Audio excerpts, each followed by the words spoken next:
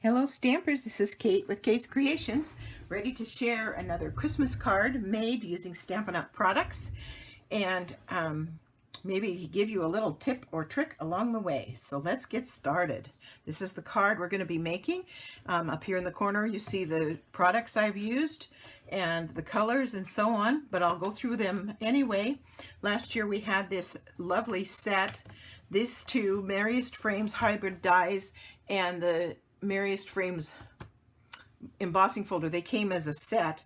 I boxed them up separately because when I put things on my shelf, I keep all my stuff on a bookshelf in my room, and so these cases are perfect for that. And so I take my dies and I get magnetic material and put in them, and so that it holds my dies. And because there were so many dies, this had to have its own case all by itself. And then the embossing folders I take and put in here as well. And then I make my own covers so that on the front it has the number of the item, how much it costs, what catalog it's in, what page it's on, and so on. This works wonderful. It takes some time to make them, but then at the workshops when people want to know, well, where's this, where's that, where's this, I can just say, well, pass it around. Here's the info on the bottom. You can get it, and we can keep going. I also make the backs of them much bigger so I can see what they are. I can't read those little tiny descriptions that Stampin' Up! Puts on the back, so I make them nice and big so I can see. And then I do have a tendency to color code the catalogs, and so this is from the current annual catalog. That's the color I'm using. But anyway, so those are those, and then the Merriest Moments stamp set, and that was all a bundle, and I'm going to be using those. And then I'm using from this year's catalog, The Brightest Glow for the Sentiment, Merry Christmas. I'm also going to be using up some more of these gold holly leaves today. And I'm going to be using this pearlized enamel effects that is a newer product. It came in red, white, and black. And it's a lot like the stickles I used in a previous video. It's just a kind of a glitter glue kind of thing, only these are pearlized instead of glittered. So we'll be using those for the center of the flowers. So you can see that, and then here are the sizes of the materials. But let's get started. I started with Blushing Bride for the base. It is 5.5 by 8.5, scored at 4 1/4, and burnished nicely so that it will lay nice and flat. And it's going to be a top fold card. The next layer is Flirty Flamingo, and it is 4 by 5 1/4, and it is embossed with that embossing folder, the Merriest Frames Hybrid embossing folder, and centered as best I could.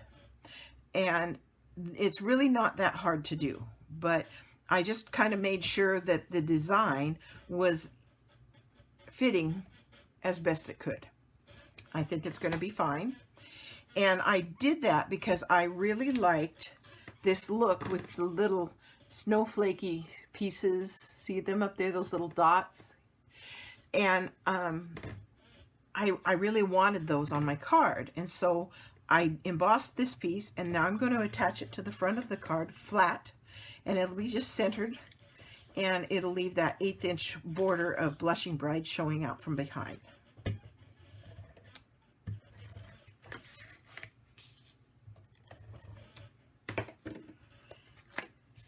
And we'll put that on there.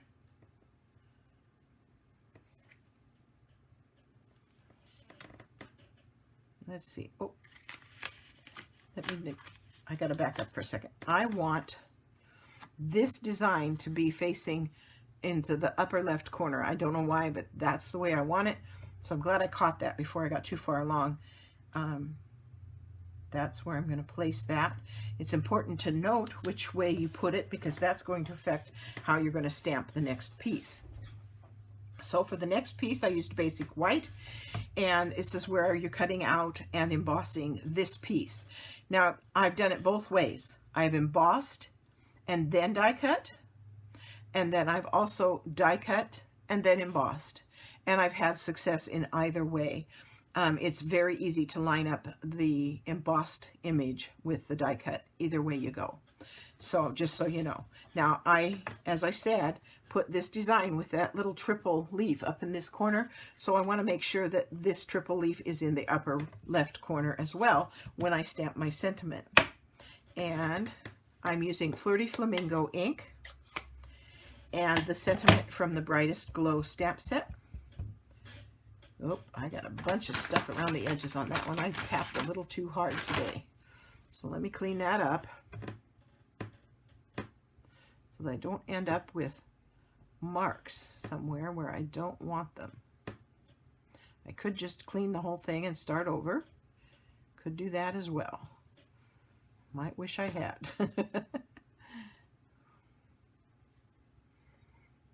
I think that's going to be okay. And I'm going to put the sentiment as far to the bottom and the bottom right corner as I can. So it leaves room for this design of the bouquet.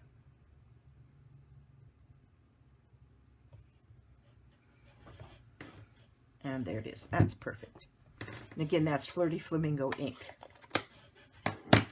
Now I am going to attach this to the front of the card, and when I do, I'm going to line up the design, and it's going to basically cover up the embossed part of that design that's the same as this. And so it won't show, but it gives you a good guideline for getting it on your card the way you want it. And then when you're done, it just leaves just those beautiful little spots of embossing around the outside.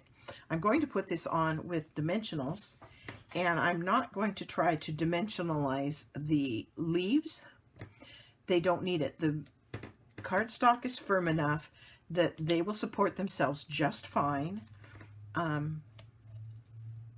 But I will put a fair number around this rectangle in the center.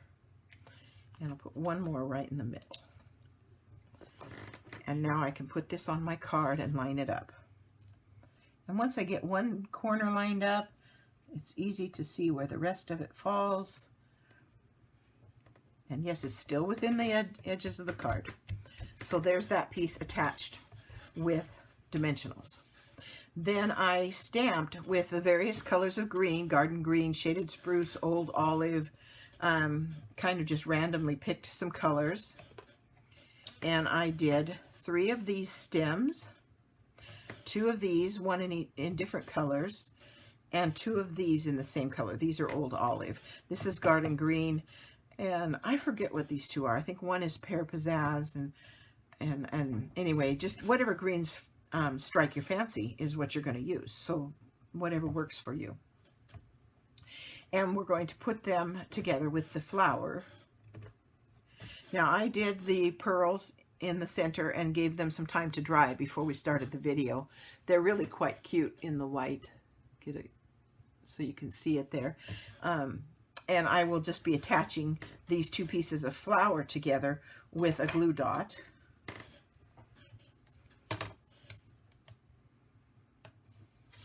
And so I'll just put a glue dot in the center of that. And I did put Wink of Stella on these, and I had a little hint for you. When I opened my Wink of Stella, I put the date on it that I opened it. Kind of gives me some idea of how long I've had it and how much I've used it. Because when it starts getting a little faint and you see that it's not really sparkling as much as it used to, it means it's running out. It's getting a little bit low. And I saw this somewhere on the net and I tried it. You can open this up and you can screw the top off.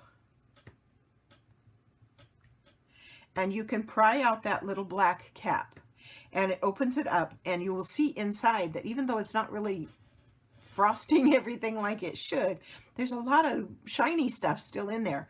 So I use 91% isopropyl alcohol, and you just put in a few drops, 5, 6, 7 drops, whatever. Put it all back together and give it a little bit of a shake. I put the cap on just in case. There's some, and give it a shake, and it will mix that shiny, shimmery stuff back into your mix so that you can get some more life out of it. I'm all for stretching my products and getting the most out of them that I can. And so now it's got a really nice shimmer. Nice and bold again, like it was when it was new. And so it'll give me a little more life in my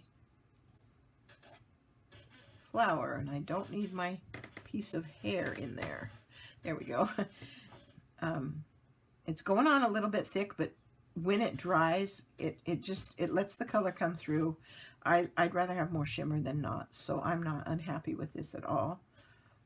I did this one with the same thing, and you can see that the color comes through just fine. And then I put on here, refill 1022, so I know that I've refilled it and it's being used again. Okay, and then when you attach this, just going to attach it right in the center. I'm not going to press those with my finger. I want them, because they're not like totally dry. I don't want to squish them. So that creates the flower. Now I am going to just put glue dots on the back, on the tips of each of these leaves, because I'm going to tuck them behind that flower and build the whole thing before I attach it to the card. Let go. And this is the easiest way I know of to do this. I don't have to worry about, I don't know about you guys, but I hate this. I have a strong dislike for the way these glue dots work now. It used to be that they were on, that one flipped right off onto my finger. It used to be our glue dots came and they stuck to this side and you could just peel them off as you went. Now they come off the other side, and I don't know, it's just more awkward for me. But maybe it's just me. You have to tell me what you think in the comments if you've got a love-hate relationship with your glue dot roll. Okay, so there's all my leaves ready to stick together. And you'll have to kind of watch and make sure that you keep them within the boundaries of the card, obviously. So I'm going to kind of put this here and then just lightly, yeah. And I want to make sure that I don't cover up my sentiment. Let's see, I think I only used 2 of those, but we'll see if I want another one. And then we'll put one of these down this way, and one of these down this way.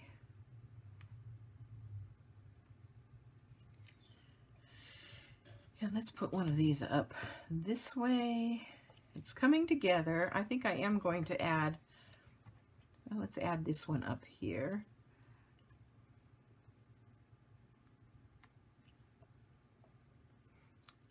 And the nice thing about those glue dots is I can still kind of arrange them just a little bit. There's a gap there I don't like, and so, excuse me. So I'm going to go ahead and put another one of these right here, because I just need more greenery. I do have some extra pieces over here as well. So you can put in as many or as few as you'd like. It's totally up to you. So there's my card. I think I'm going to take this one and tighten it up just a little bit. There. And there's plenty of room for that. I'm seeing that this is maybe just a little bit long. So let's pull it off and shorten it up just a little bit. Let's see how that works. That's going to work. Okay. Then I put this on with dimensionals as well.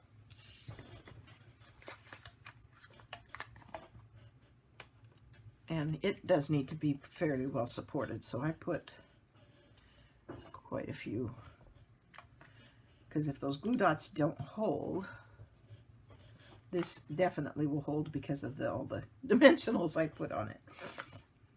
I hope that makes sense. And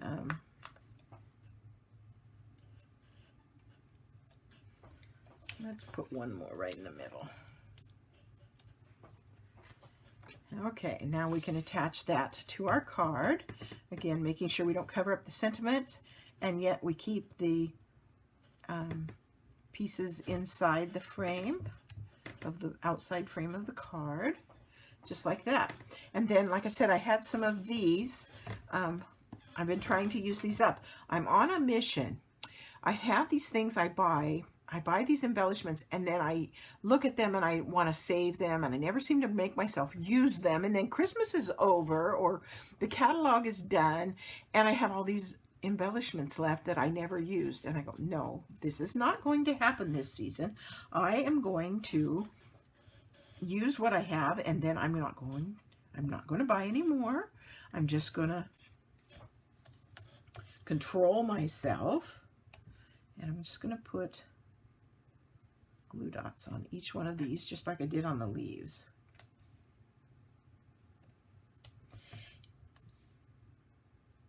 And so, yeah, I'm just trying to use them up. As you can see, I only have 3 more left. If I make 2 of these, that'll use up these little beautiful little green, gold holly leaves. And I'm just going to tuck them in randomly around the flower. Get them up underneath like that, and stick it down. And I think we need one over this way somewhere. That works. And that gives it a little bit more bling. And there is the card. Now you could add some pearls. There's some beautiful pearls that we could add, or whatever to finish adding a little bit more bling. But I liked the card just the way it was.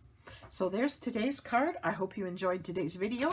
I hope you'll give your alcohol a chance on that stuff, so that you can make it shimmer for a little bit longer for your Wink of Stella, excuse me, and let me know what you think. I love to hear your comments. I'd love to hear from you about what you'd like to see more of. Someone had made a suggestion that I put up the measurements, that was really helpful, so that's what I've been doing. So I listen to what you have to say. So do contact me. If you haven't subscribed, please do, and I look forward to hearing from you. Talk to you later.